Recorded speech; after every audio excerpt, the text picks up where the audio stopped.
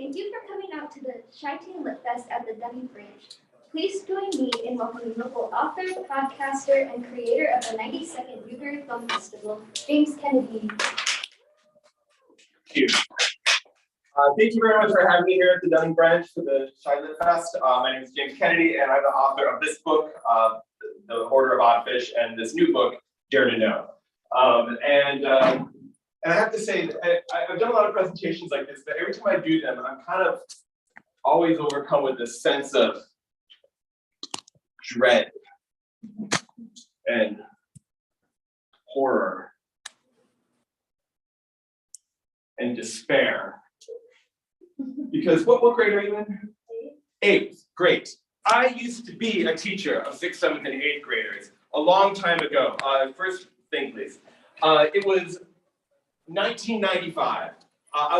It was my first gig out of college. I was a science teacher for 6th, 7th, and 8th graders at this small Catholic school in Washington, D.C. I was paid nothing, and I had to live in a convent with a bunch of nuns, which is the wrong place for a 21-year-old man to be living.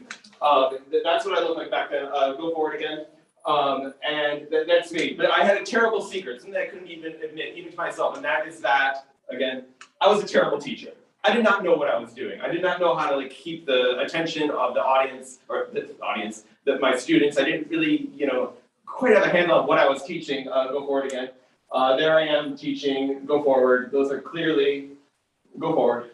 Just random squiggles. I'll be like this when I want you to go. Okay. There's a convent that I lived in. And, go back again. And I want to tell you a story about my worst day as a teacher, the day that made me realize I was not cut out to be a teacher. I was sitting at home at the convent, and the English teacher calls me up, and she says, "Oh, Mr. Kennedy, I found a snake in my tree in the backyard. You want me to bring it in?" And I'm like, "Sure, that sounds like science." She brings it in, and it's this. It's this 5-foot-long rat snake. Not poisonous, but huge, and it's just sitting at the bottom of this like white plastic bucket. I'm like, oh my god, what am I going to do with this? So I have this aquarium, and I put the snake in the aquarium. It's not moving. It had just eaten 2 birds that had these 2 bumps in it. It was just very sluggish. I put the top on. It doesn't quite lock on. It'll be fine. First period comes. The kids see the snake. They love it. Second period comes. Kids see the snake. They love it. Third period comes. It's the 7th graders. We're doing a fungus lab. One of the kids in the back of the room goes, "Mr. Kennedy, the snake!" The snake had popped the top off the aquarium. He is staring around the room. I'm like, ah! I smack the top back down on it. And now the snake is shh. It's going around. It's frisky. It's getting upset. I'm looking for something heavy to block the top of the aquarium. Bang! The snake pops out. It's blah, blah, blah, blah, blah. All the kids freak out. Half of them jump up and run out of the room. The other half leap up on their desks. They're screaming, they're running around, they're throwing their lunches at each other. It's mayhem. I grew up kind of in the countryside. I would catch snakes all the time. If you catch them by the back of the neck, they can't bite you. So I grab them by the back of the neck. It bites me. I grab it again. It bites me again. I grab it a third time. It bites me. I'm bleeding all over the counter. And now the kids are truly losing their minds. They're jumping out the windows. They're smearing milk on their face. They're beating the ground with their tiny fists. All except for this one kid, Anthony. And I'm barely holding on to the snake. It's thrashing around. I go, "Anthony!" And he's just standing there like this. What? And I'm like, "Kill it!" Oh. Hit it! With what? Everything! So he takes his folder and just goes, which only makes the snake more angry. And so now the kids are truly going, and no teacher has come to help me. The kids are rolling around on the floor. They're swinging from chandeliers. It's madness. And this is why I was a terrible teacher. This is why when I'm talking to a group of kids, sometimes it gets a little hairy. I just kind of lose my mind for a moment, and I take the snake by the tail and just whip it against the ground until its brains are dashed out all over the ground. All the kids go quiet. And they're like, "Mr. Kennedy, just kill the snake, all right." And I went to the hospital, I got some stitches, and I came back, I taught the rest of the day. I should have been fired, but it was a small Catholic school, so we just swept it under the carpet. So I realized I was not cut out to be a teacher. So next spring, please. Next spring. So I decided to go traveling. I went to Japan. I stayed there for a bunch of years. I lived and worked in Japan for a few years. I was in a bunch of strange bands in Chicago. There we go. Next, through a bunch of strange parties. Next, but and traveled around Asia some more. Next, but all the while I was working on this, my first novel, The Order of Oddfish. In The Order of Oddfish, probably none of you have heard of it, right? Raise your hand if you've heard of it. You have. Okay, cool. Melissa has. Great. It came out a couple years ago. What it's about is actually go next. Actually, as I explain the premise of this book, I'm going to all this stuff that's in the background is like fan art that people your age have made of the book, and so I find it useful when I explain it. So it's a fantasy novel about Jo. She's a 13-year-old girl who grew up in this isolated mansion in the middle of the California desert. But she was raised alone by Lily DeRouche, her glamorous but elderly aunt who used to be a movie star in the 1950s. It wasn't clear where Jo was from. Emily just discovered her in a washing machine as a baby with a mysterious note that said, "This is Jo. Please take care of her, but beware. This is a dangerous baby." Next. The reason she was thought of as dangerous, it has to do with the fact that she was actually born in this fantastical metropolis, this kind of urban Narnia called Eldritch City. Next. But when she was born there, it caused half the city to be destroyed, and many people were killed. Next. Because this evil cult called the Silent Sisters believed that she was a reincarnation of their monster goddess, the all-devouring mother, who they hoped was going to eat up Eldritch City and then eat up the world. Next. So pursued by sinister forces, Jo and Emily leave our world and return to Eldritch City. Next. There Jo joins the Order of Oddfish, this group of eccentric knights that Aunt Lily and Jo's parents had been members of. Next.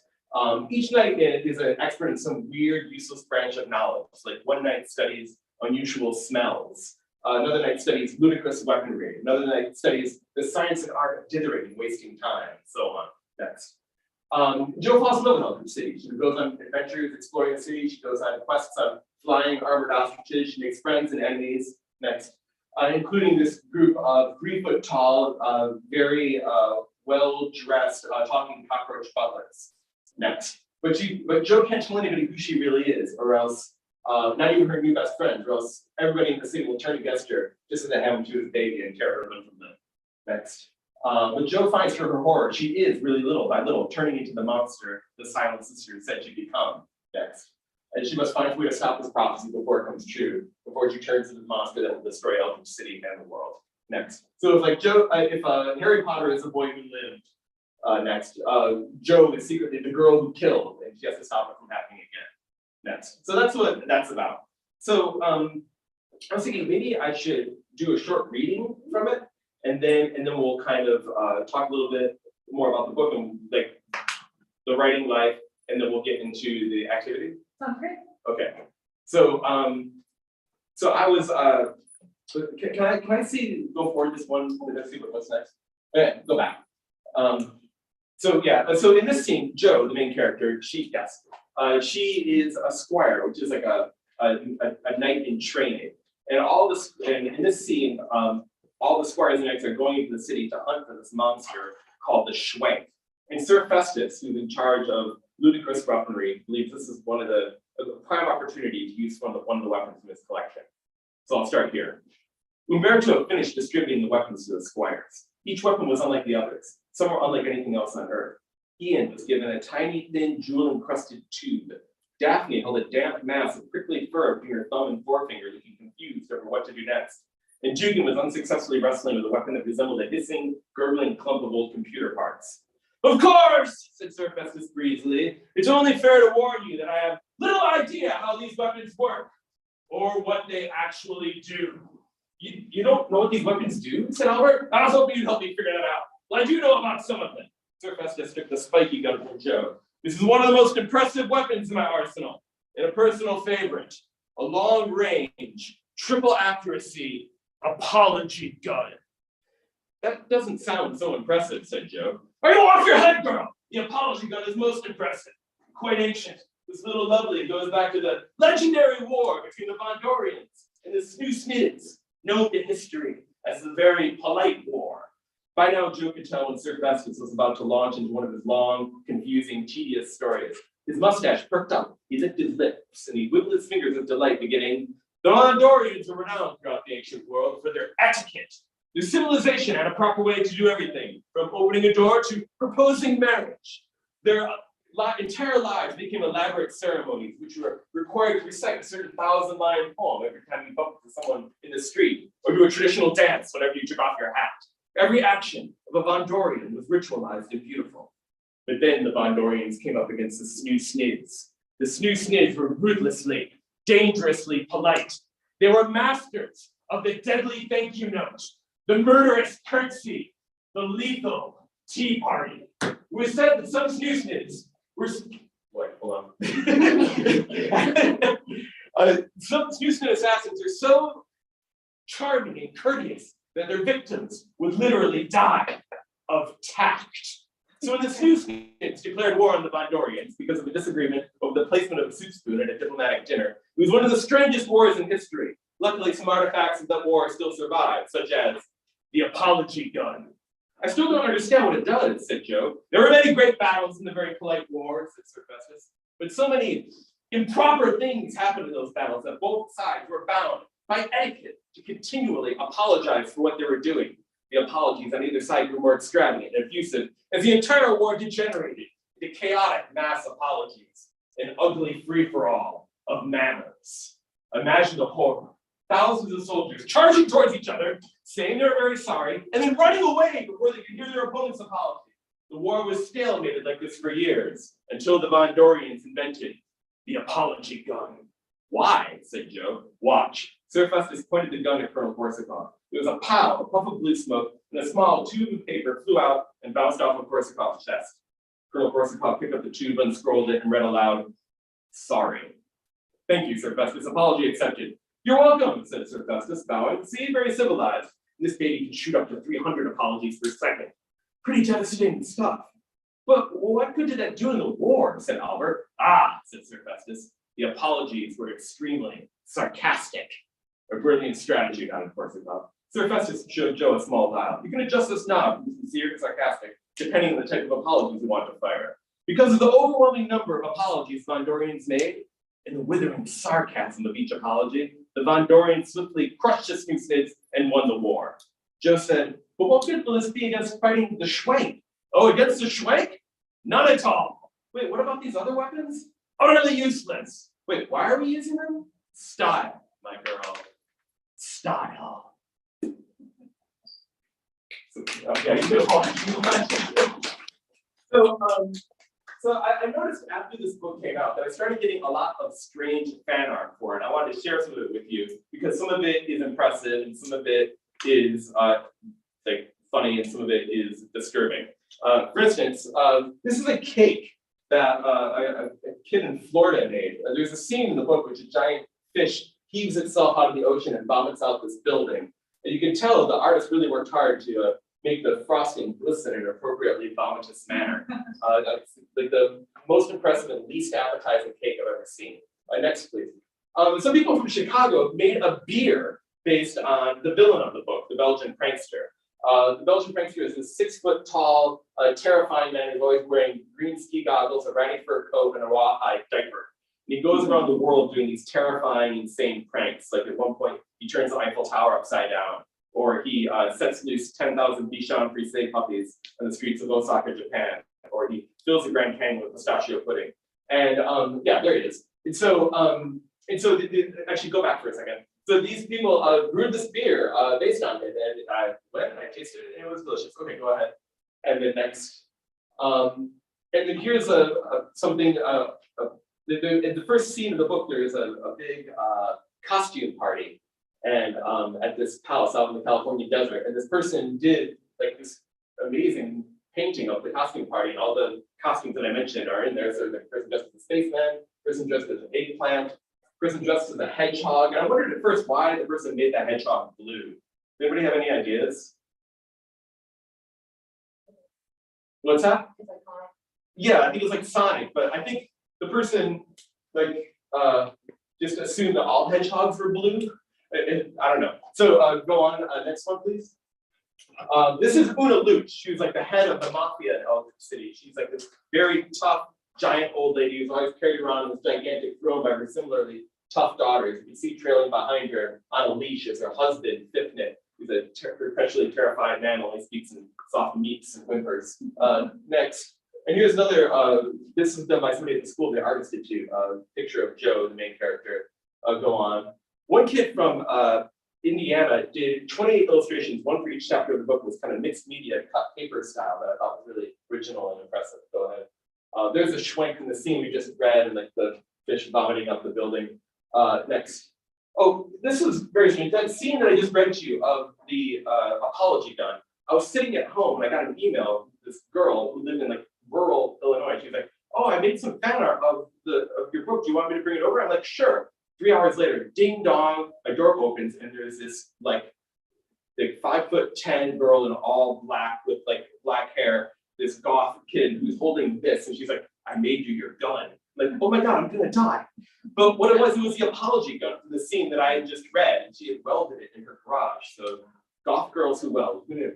Go ahead. And going from the terrifying to the cute, one kid made kind of like Hello Kitty style, like cute dolls of the various characters. Like here's Joe's main character at the beginning, she's like a waitress at a diner.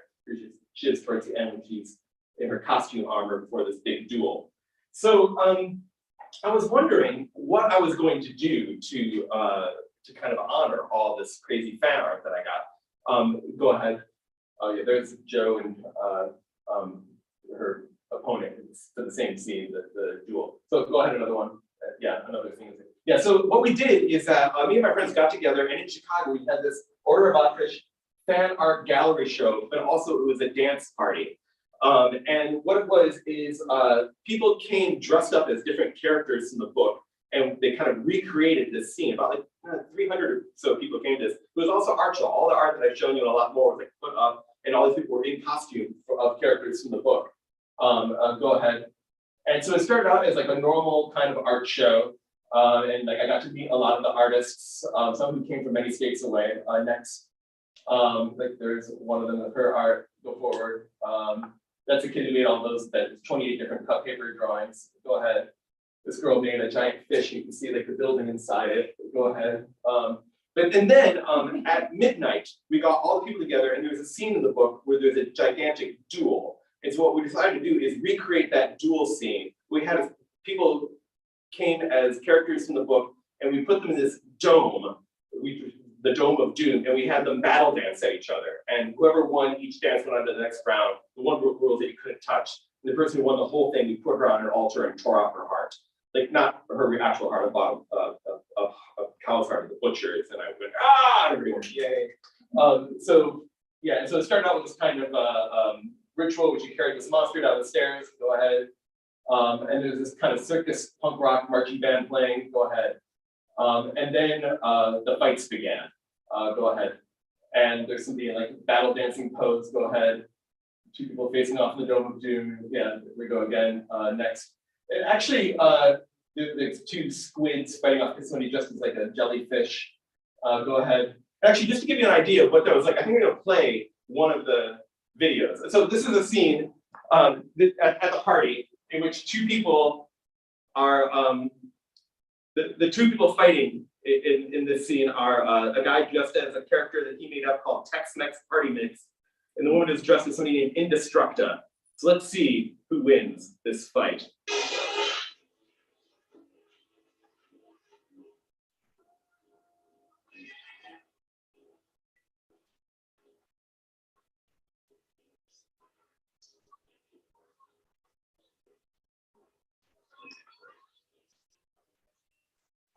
Now then, we're going to figure out, the judges are going to decide who won, who lost.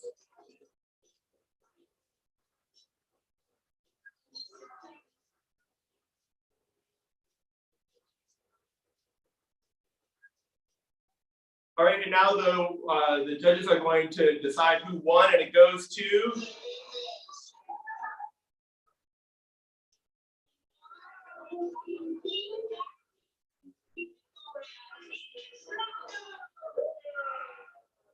so it was a weird night.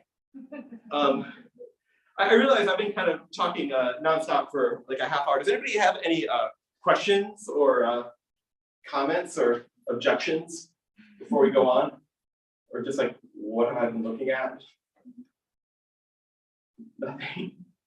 It's a low energy room. Oh, yes, yes. When was this? This is a couple of years ago. This is like, oh God. So yeah, so actually this is part, so one of the things I want to talk about is like, what is the writing life like? And I think this is like back in like 2014. So this book came out, like we had this party, and then I had 2 kids. And my creativity went into a tailspin. And I kept on writing, but like I just couldn't finish anything for years. And then my second book just came out in 2021, Dare to Know. Yeah, it was like sometimes like like I had like a book deal, but like I just kind of couldn't finish anything for it. And so yeah, this is a couple years ago. But it was a very strange thing. Other questions? Yes. Have you ever met any other like authors that you were a fan of? Yes. Does anybody know who Neil Gaiman is? He wrote the Graveyard Book. He wrote American Gods. He wrote the book Coraline, that the movie Coraline is based on. Does that ring a bell with anybody? So he's a fantasy writer from England, and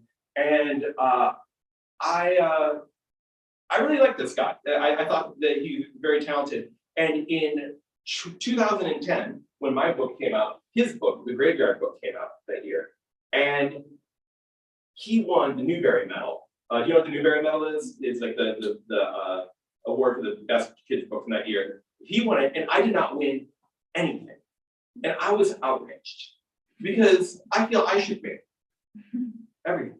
So and so at the American, this is a long story, but at the American Library Association, kind of conference that year, I was supposed to give a talk. But these are the people who give out the Newbery Award. So instead of talking about what I was supposed to talk about, I showed up kind of like soaking wet. I was missing a tooth at the time, wearing this bizarre blazer and poofy shirt, and I yelled at all the librarians for giving the Newbery to Neil Gaiman and not to me. And then I had a friend in the audience dressed up as Neil Gaiman, who I tackled and extolled the Newbery from. Then another friend who dressed up as the head of the American Library Association, and she put us through a series of mental and physical tests to see who truly deserves the Newbery, which I lost all of them to fake Neil Gaiman. They put me on an altar and tore out my heart. Which is like, I think all my stories end. Sacrificing to the dark gods of the American Library Association. Well, Neil Gaiman found out about this, and then I got to meet him in real life. And so, actually, before I tell you about the part where I actually met the person that I recreationally irritated, let me just show you that scene that I just told you about. So here I am at the American Library Association. Here we go. Stand up. Stand up.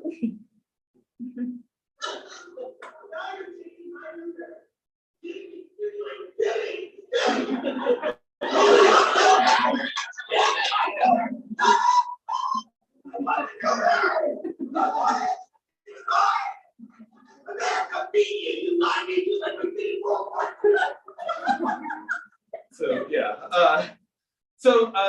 When that happened, actually, let me see if I can bring up something.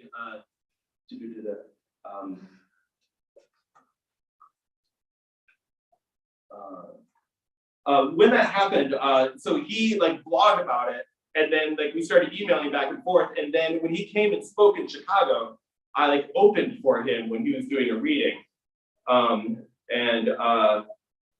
I kind of there's me and him, and I kind of publicly forgave him for stealing my Newbery from him, and I kind of went into this whole fictional backstory about how we grew up together in Michigan and how we were boyhood pals. We grew up in England, obviously, but yeah. So if you want to meet a writer, I think you should irritate them online, and that's the royal road. But like I met the world of like because when you're an author, you often go to like literary festivals or things like that, and so you meet other authors in like the green room or whatever, and it's so like M.T. Anderson, Rita Williams Garcia, like a bunch of like authors that I really like. Yeah, so I mean, no down level of like I don't know, Rick Riordan or something, but yeah, authors that I really like and respect. So, and then I ended up in my thing like singing Katy Perry's Firework to him, and I don't remember exactly. You can go to my website to find out why I did that in the video. Anyway, other questions? Yes. What's something that helped you get out of like the writing stuff and eventually writing something? That is a really good question. So where is that thing that I printed out? Oh, Is it- okay. Yes. This can actually segue us into things. So I read a lot, and I suppose all of you do too, right? And we can all spot like a fake and a bore right away. Like the times that the author's heart isn't in the writing, and I think that is what happened. Like it becomes like I have to produce a book, not like I need to say something. You know, it had become a job and not like and like my first book was very much based on like, you know, the things that I was feeling, the things that I had to say. The second book was like, I just gotta get a second book out there. So you can feel it when their heart isn't into it. Maybe the author is a beginner and they don't know how to access their deepest emotions. Or even worse, maybe they know what their deepest emotions are and they're avoiding them. And that will kill your writing. As for the Order of Oddfish, like I had lived in Japan for 3 years. I had lived in a very weird city in Tokyo, and I had a lot of experiences in that environment. And so when I was going to write a fantasy novel about, it was actually about kind of coming of age in some kind of city that you can't quite get a handle on. And in a lot of, the scene that I read to you about the apology gun, that was very much like in Japan, you can use apologies as a bit of a weapon. Like there's kind of like passive aggressiveness to it. So like I was kind of like taking like the things that I felt and making them and putting them into my fiction. But like when I'm just sitting all night with a baby going shh, shh, shh, shh, shh, there was nothing to put into the fiction anymore. But fiction isn't informative report. And I think one of the things that fiction is like its purpose is to generate emotions in the reader. And the only way you can make them feel something is if you feel something. And so I know this because when I started writing, even before the Order of Oddfish, I wanted to be really smart, I wanted to be really clever, and I wanted to impress people. And everybody hated my writing when I was doing that. It's only when I started writing from the basis of emotion that my writing started to feel good, things started to come out. And so in this book, Here to Know, the premise of it is that I started, you know, I was like getting a little bit older, I was thinking a lot about death. And what this book is about is that it's a science fiction book. It's not set way in the future, it's kind of set in our world. But in this world, there is a company that can tell you exactly when you're going to die. You pay a lot of money and they tell you exactly when you're going to die. This book is from the point of view of one of the people who works at this company, a salesman of this knowledge. And there's just one rule: if you're a salesman of this stuff, you can't look yourself up. But this guy, after a bunch of failures in his life, he looks himself up and he finds out that he had, according to this algorithm, he had died 23 minutes ago. How can that be? So like, why does the map, which works for everybody else, why does it only fail for him? That sets him on this journey to kind of look back on his life and kind of like figure out what went wrong and look at all his relationships and, you know, what he did, and then like his relationship to the universe. And like that kind of leads to, that led to this novel. But it led to accessing my real emotions again. So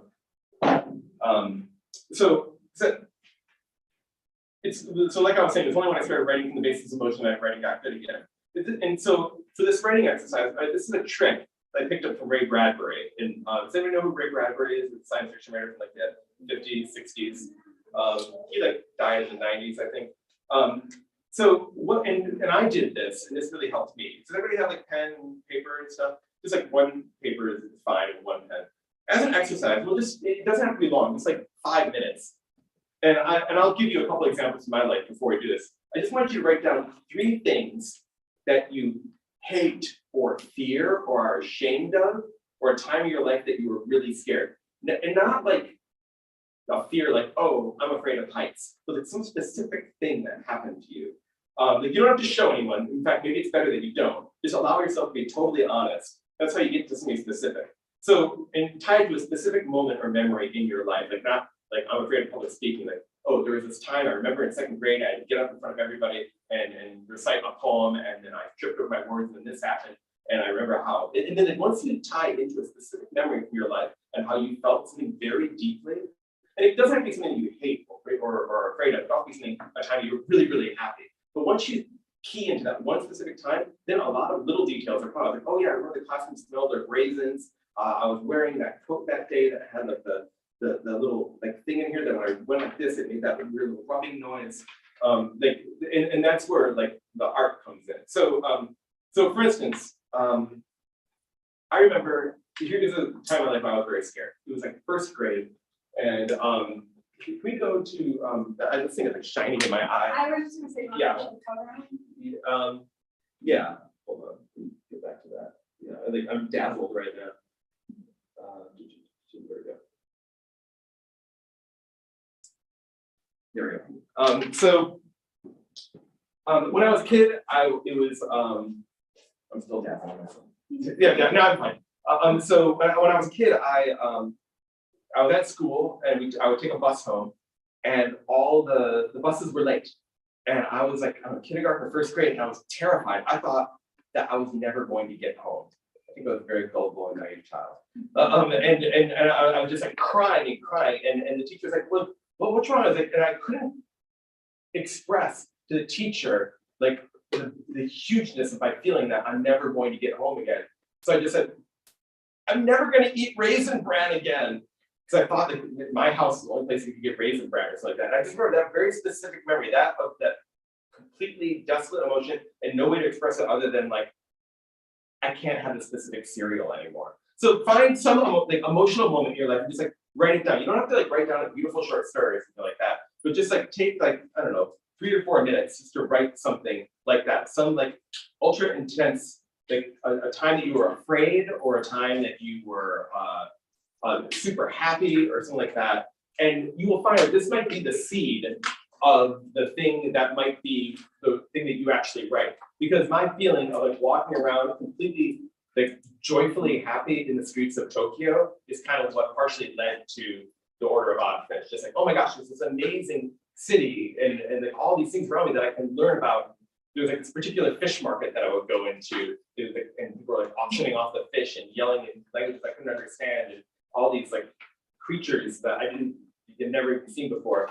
And that was a very basic memory for me. So yeah, just write down just like a couple sentences, and maybe it's a couple things.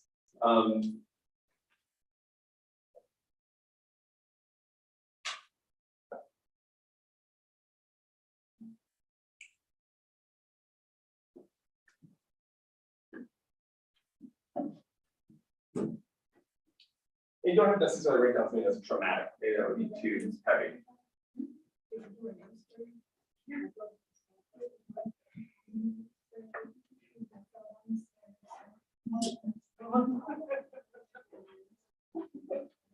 And even if the thing that you eventually write isn't about this, it'll probably be a salient detail that you could use in something that is that something else that you write, because this is something that you experienced and it made you feel something deeply.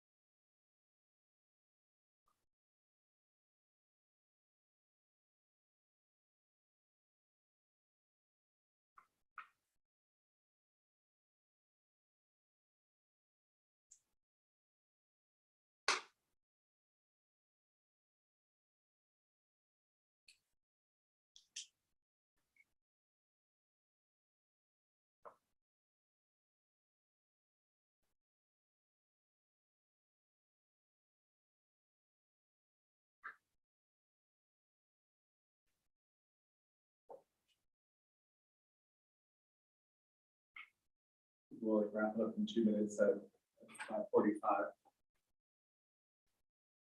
People are still ready to work. And if you've written down one thing, maybe just like take these last 2 minutes to write down something else. Maybe you wrote down something that made you terrified or unhappy before. This kind of be something that made you happy or satisfied, or a specific memory at a specific time in your life.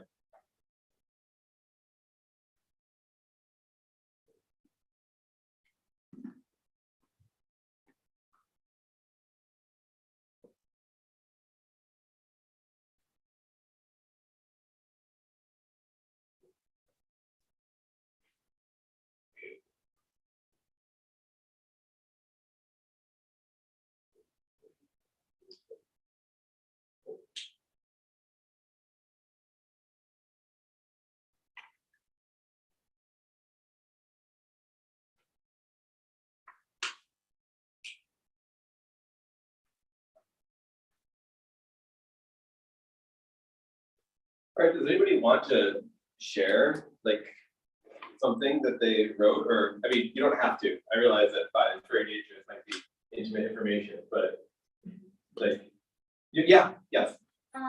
Like when I was really little, I got my hair stuck in the school gate, like at the end of recess. And everybody was like lining up, so I was really scared that I was just gonna have to like lay there for like the end of the day. And it was like there's like the swings and then the gate, and then there's like this little tiny like walkway. So it was like really small, and I was just like I was also really small, so like no one really could really see me. And yeah, but I yelled for someone, and then they came. That's fantastic. That's so specific too. Like, how were you like a kindergartner or first grade or? I don't know. It was like in grammar school too. Gotcha. Like, I can imagine that being like the first scene of a book, and when you see that happen to your main character, you care so much about it. Like, oh no, and the audience would immediately be on that character's side. You know, that there's like often to make us like the audience care about it, like really sign up for a character. We want to like believe, care, and invest in them. Want to believe in the world, like, and you have when we believe in something, it's like there's all these specific little details, like when you said like, oh, there's a little place, where I wouldn't be seeing it. Like, yeah, so the world is like that. There are these little places, and then care, like something happens to the character that makes you like, oh no, poor thing, and then invest, which is like the character does something that makes you feel, oh, they're up to solving the challenges of this story, and you found your way out of it. So that's like believe, care, and invest right there. And that you're up and running with a great protagonist. And any other? Anybody else want to share? Yes. So I wrote down when I was very little and we were visiting my grandparents in Connecticut. We had to drive through Pennsylvania, and I thought Pennsylvania was Transylvania. And so I kept asking my dad, "Hey Dad, are there any bats here? Are there any bats here?" And eventually we get to the hotel, and we have to go to bed, and I keep thinking I see a bat in my room, and I'm like, Dad, there's a bat in the room. He's having to get up and turn the light on. That is awesome. That is like that kind of child logic is usually like very compelling to read. Like, and I think we all have those kind of things in our lives, and like we all like recognize that. Like, and you weren't brave enough to say, "Are there any vampires here?" You didn't want to like, because you kind of knew it was absurd in a way. So you're just like, "Are there any bats here?" I remember like every year I would go to see with my family A Christmas Carol, the Scrooge play, and everything, and like, from like kindergarten onward. I remember like it would be at the end of the first act, it'd be like, "Man, Scrooge really is mean. There's no way he's going to get the Christmas spirit this year." And at the end of Act 2, I was like, "Damn it, they did it again! How'd they pull it off this time?" And like that kind of like childlike gullibility is like very appealing to read. So yeah, and like that is the kind of thing that you literally can't make it up. And so that's gold. That's writing gold, to have little anecdotes like that from your life that you can draw upon. It doesn't even have to be the main character. Like, it could be like some put upon, parent who their kid is doing that, like you can use it in any kind of way in a story. Any other? Yes. So I have a fear of being alone. Mm-hmm. So like if I'm alone in my room or something, I might start to cry Mm-hmm. because sometimes I feel like I shouldn't be alone in my thoughts. because I don't know what I might speak about. So Is there a specific time that happened? sometimes at night, most of the time at night. Yeah, like it's late at night, you're kind of staring at the ceiling kind of thing. Yeah, I totally get that. I think, and it helps to kind of ground it in a specific incident, like or like looking at the way that your ceiling looks. You know, like there's when I'm looking at my ceiling in my bedroom, there is a particular crack in the ceiling that drives me crazy, and like it's those little details that like are just the way that the house feels at night, you know, or when everybody else is asleep and like one particular sister is snoring or whatever, and you're feeling that way. Like I have the same fear, like being alone. I remember as a kid, and I don't know why I did this. This is the dumbest thing in the world, but and you just made me think of this. There was a closet in the basement of the house that I grew up in. It's one of those, there's like shelves like this, and the doorknob is above the first shelf. And like I was, I don't know, 5th grade or something, old enough to know better. And my parents and my sisters had gone out. And I was like, I guess I'll just go into this closet. And I crawled into the bottom of the closet. I was like, well, what happens if I just shut the door? And I grabbed the door by the bottom, and then I closed it. And then I was just stuck in the closet because I couldn't like reach the doorknob because like the shelf was in the way. And I just had to sit there for an hour and a half with my own thoughts, like as if I had been buried alive. It was about the size of a coffin, like waiting for my parents to get home. And then the parents would go like, JD, where are you? I'm like, I'm in the closet. the combination of like being alone with your thoughts and then like there's no glory at the end of it. There's just humiliation. So yeah, you made me think of something maybe I'm going to use because I totally forgot about that. So awesome. Anybody else? Did you nudged her? Oh, I just wanted her to share hers, but I'll share mine. Oh wow, great. So, I went to Six Flags and I ate like a ton of Pixie Sticks. Like I literally ate like 50, and I was just going like really crazy. And you know, I was going on like roller coasters and stuff, and I just felt like really happy because I just felt like so free, and you know. Yes, that's I awesome. convinced myself I was on like drugs. It's like, and it just made it was like a lot of fun. Did you? She was there. Yeah. So Did you say to her like, I feel like I'm on drugs now? I didn't say that. Because she's eating them too. How old were you at the time? It was like a week ago. I was. That's awesome. Yeah. I don't know if you have like a response to that, but I, other than laughing, the funny thing is, I was gonna make a joke. I was like, oh, is this like a week ago? Is it like that would be the most absurd thing in the world? It's true. no, it was like a week ago. That's hilarious. That's wonderful. And like, yeah, that feeling of utter joy and abandon. That's like, I don't know. You're only capable of feeling that depth of joy for a while, and then just as you grow older, just more and more sludge gets in your soul. So enjoy it while you can, and write about it while you can, while it's still like alive in you. And thank God you had somebody to share it with as well, and it's not just like you alone saying, "This is my practice like."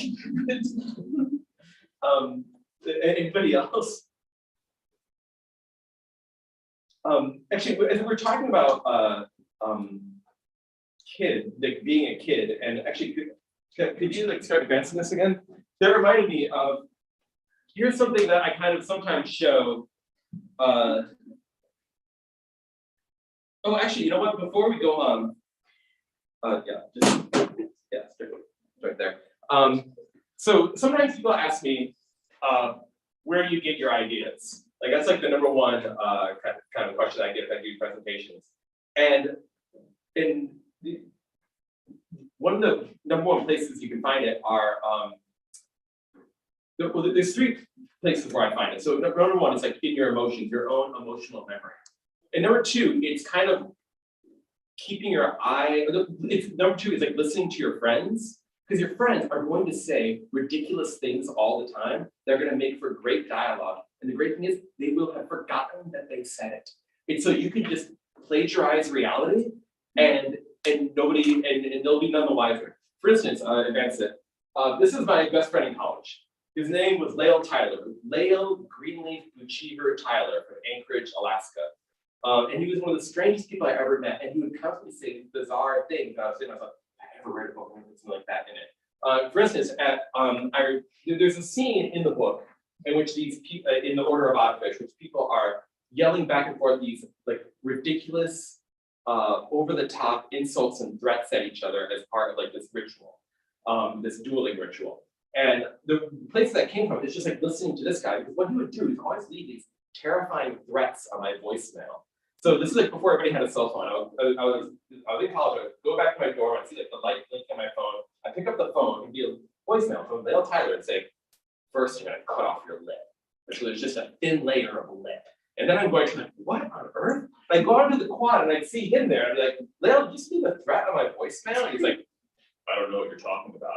Like, okay. I go back to my room and the light's blinking on my phone again. And I pick it up and like, first I'm gonna suck out your eyeballs. And then I'm going to think, okay, if I ever write a book, I'm going to have to put something like that in it. And I did. And I think he totally forgot that he ever did those weird threats. So listen to your friends, because they're always saying weird things like these pixie sticks make me feel like I'm on drugs. That is perfect for your book.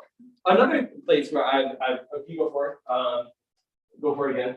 Yeah, go back, actually, go back. Another place you can get ideas is from just the news. And you just take what's going on in the world and just add +1 to it. Like my daughter right now is reading The Hunger Games for the first time. And the way Suzanne Collins got the idea from that book is that she was flipping through the channels, it was like reality shows and like the war in Iraq. And she was like, oh my gosh, and she put those two together. It was just like watching the news and things like that. And does everybody knows who Bill Gates is, right? Like he was the CEO of Microsoft. He was walking down the street one time in Belgium, and a man came up to him and put a pie in his face. So I was very intrigued by this. Like, why would somebody just go to Bill Gates and put a pie in his face? And I saw that the person who did it was referred to as a Belgian prankster. Like, Belgian prankster. I like the sound of it. It has like a sinister lilt to it. It sounds like the name of a supervillain, like the Joker or the comedian from Watchmen. So I looked into it. Like, what else is this Belgian prankster doing? I saw at another point, he put all of Belgium up for sale on eBay. Next. Yeah, hold on, let me just do this. Yeah, Belgium put up for sale on eBay. And you see in the second paragraph, this week, a Belgian prankster put his company up on eBay. I was like, what on earth? And so I started looking into him more and more. No, next one, please. And it's this guy, Noel Godin. He's a real life person. So I don't remember what I said earlier. The villain of my book is called The Belgian Prankster. It's just this guy, but kicked up a couple notches. Like, what if he graduated from internet pranks and putting pies in people's faces to more and more elaborate pranks like filling the Grand Canyon with pistachio pudding or ending the world. Next one. And it's actually just getting to show you that he did indeed do this to Bill Gates. I'm going to show you a video of Bill Gates getting a pie in the face. And here we go. Bill Gates, right? Niet belangrijk. Ik weet het. Bij binnenkomen was het. Yeah, so that's another place where I just get ideas, just like keeping my eye on the news.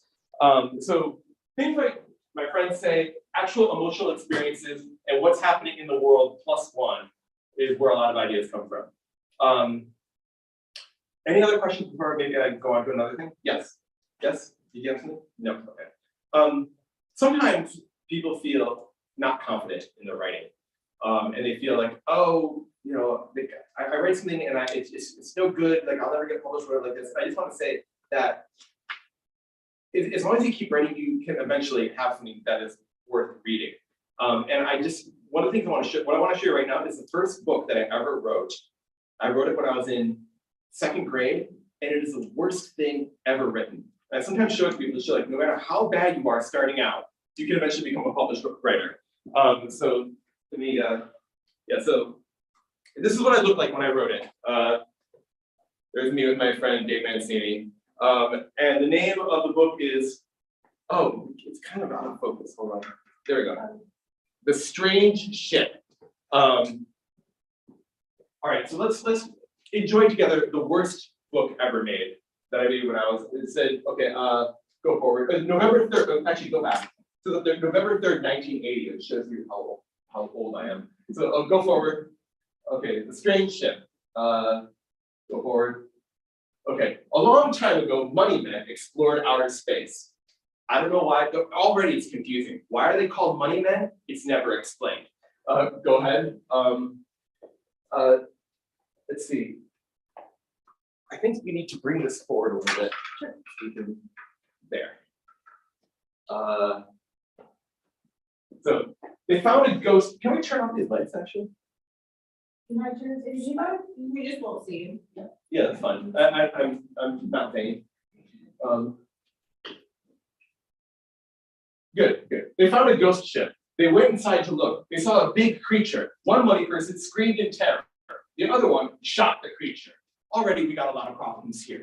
They don't have names. They're just the money person and the other money person. And they look identical. And they just go into somebody else's spaceship and just start shooting people. It's not very heroic. We're not really on their side. It's kind of funny. It's like, hey, welcome to my ship. Whatever. Blam, blam, blam, blam. Next. The money man turned around and didn't see his buddy. His droid companion, 506, followed him as he disappeared down the hallway. 506 met another droid as they rolled in the opposite direction, and the money person was alone. Next. The money person saw a secret passageway. He opened it and saw a creature in a black, go forward, cloak? What's a cloak? And with a sword. Money person shot at it, of course, but it was no use. So again, everybody they simply shoot at because they are not good at dialogue. And a clear grip off of Darth Vader. All right, go forward. You captured my friend, said the money person. Right, 506, he turned. There was nothing. No 506 was there either. Then he turned around and he shot the laser beam through the mysterious head. So it's like a murder per page, I think is what I was working with here. Go ahead. It was time to get the prisoner out. The money person went to look through the cells. Then he found the money person, see it would be help if they had names. But not only him, there was 506 too. They headed for the money ship, and then some creatures fought them off. Some very, very badly drawn creatures. Go forward. More strange sights appeared as these money persons scrambled their way through the hallways. Then big creatures came out. And now, even though the plot is like starting to get going now, I completely bring it to a halt and just talk about big creatures for 3 pages. Go ahead. Carzippus, one of the giant creatures, had a tail like a devil and had a big trunk he didn't use often. He used antennas to contact things far away. Next. Diplozippus is like Diplosaurus the dinosaur. He had 2 antennas, but he had no protection. This is a very frustrated looking monster. He's kind of gritting his teeth, trudging uphill, like, oh, what's going on? This monster looks like kind of disappointed in him. Go ahead. Zarzit had antennas, a strange head that was protected by armor, a feather for luck, and sharp toes. All except Diplozippus, of course, were fast and ready for attack. Go forward. Well, the droid 506 wanted obviously what was in store for them. It was not long before Carzippus blew the droid to pieces. So now we know the plot is back on track. We have a murder per page. Go forward. One of the money men found the blasted pieces. He forgot what, heaven's sake, the droid looked like. These money men were always prepared for an emergency. He got his Kleenex box out. What? And put the parts in. Then he emptied the Kleenex and he put the parts in the box. Next. I'll bring this to the ship, he said. He put the parts in the box. And both money men met. The other one looked confused. What a mess, he said. Go on. As I got into the ship, the money person that was holding the box almost sneezed. The Kleenex! He put down the box and sneezed out the window. You know, the open window in your spaceship. Go ahead. Go ahead again. Then he started up the ship and flew out. In the pepper compartment, oh, of course, a hatch flew open and the pepper came out to the strange ship. Sure, why not? Go ahead.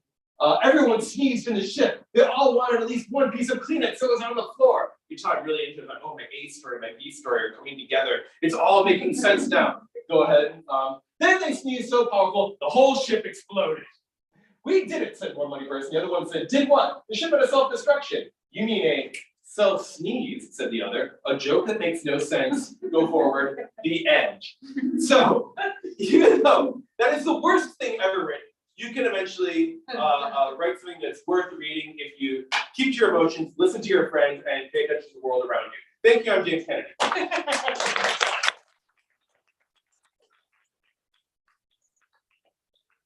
Copy of Order of Oddfish. It's $8, dare to know, $10. So and I'll sign it and yeah, whatever. Thank you.